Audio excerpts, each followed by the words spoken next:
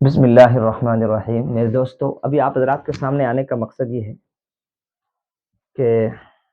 کچھ لوگ یہ سوچتے ہیں کہ حق کیا ہے اور باطل کیا ہے، اور ہر آدمی کہتا ہے کہ میں صحابہ کرام کے نقش قدم پر ہوں، میں آپ صلی اللہ علیہ وسلم کی اطاعت میں ہوں،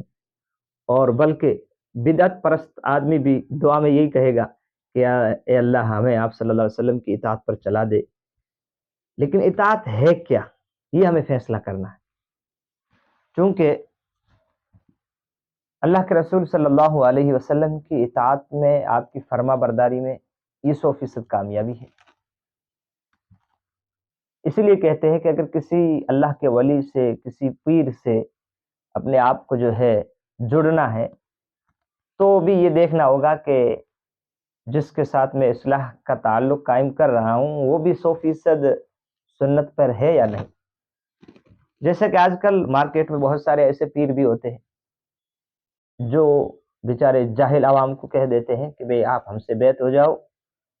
تاکہ قبر کے اندر آپ سے سوال جواب کچھ نہیں ہوگا، آپ کو آپ صلی اللہ علیہ وسلم کا چہرہ یا آپ کو ہمارا چہرہ دکھا دیا جائے گا، یا آپ جو ہے ہم سے یہ لکھوا لو اور آپ کی جب موت ہو اس سے پہلے آپ گھر والوں کو کہہ دینا تاکہ آپ کی مغفرت ہو جائے گی، یہ قبر میں رکھوا لینا۔ اس طرح کی جاہل لوگ جو ہوتے ہیں، اپنے پیر بھی جاہل ہوا کرتے ہیں اور مرید بھی جاہل ہی ہوتے ہیں۔ تو حقیقت کیا ہے، صحیح کیا ہے؟ تو دیکھیے، سب سے پہلے یہ ہے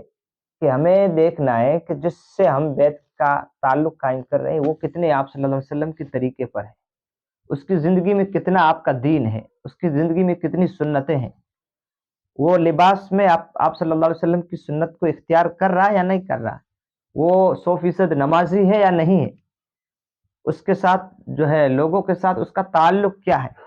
وہ کتنوں کو کافر بنا رہا ہے، کتنوں کو مسلمان بنا رہا ہے، یہ تمام چیزیں دیکھنی پڑتی ہے۔ جس طریقے سے کہ دعا جو ہے یہ بہت بڑا عبادت کا مغز ہے، الدعاء مخ العبادہ، بہت بڑی ایک طاقت ہے۔ اب دعا پہلے زمانے میں یہ ہوا کرتا تھا، اور جہاں اللہ والے ہوتے ہیں ہم دیکھتے ہیں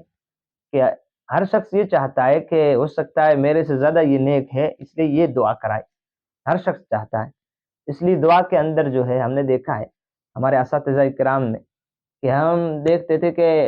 ایک استاذ دوسرے کو یہ کہہ رہے ہوتے تھے کہ نہیں آپ کرائیے، وہ کہتے تھے کہ نہیں آپ کرائیے، دوسرا تیسرے کو کہا کرتے تھے کہ آپ کرائیے۔ اس طریقے سے اس کے بعد میں ایک ضرور بھی ضرور جو بڑے ہوا کرتے تھے وہ دعا کرا لیا کرتے تھے۔ لیکن کل آپ نے دیکھا،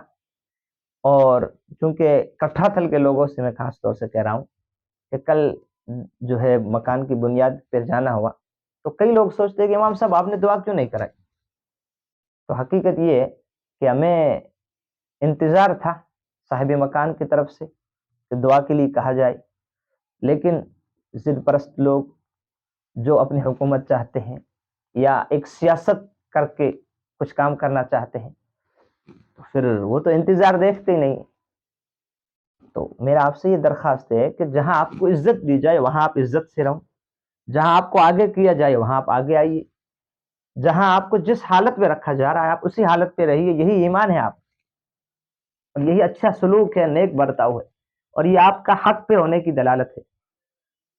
اگر آپ کو ایک کام کے لیے نہیں کہا جا رہا ہے اور آپ اس کام کو زبردستی کسی کے گھر پہ جا کر کے کر رہے ہو، تو یہ جو ہے اللہ کے رسول صلی اللہ علیہ وسلم کی تعلیمات کے خلاف ہے۔ کسی کو زبردستی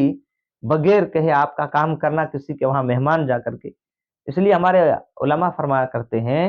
کہ اگر آپ کسی کے وہاں جاؤ تو میزبان بن کے مت جاؤ، مہمان بن کے جاؤ،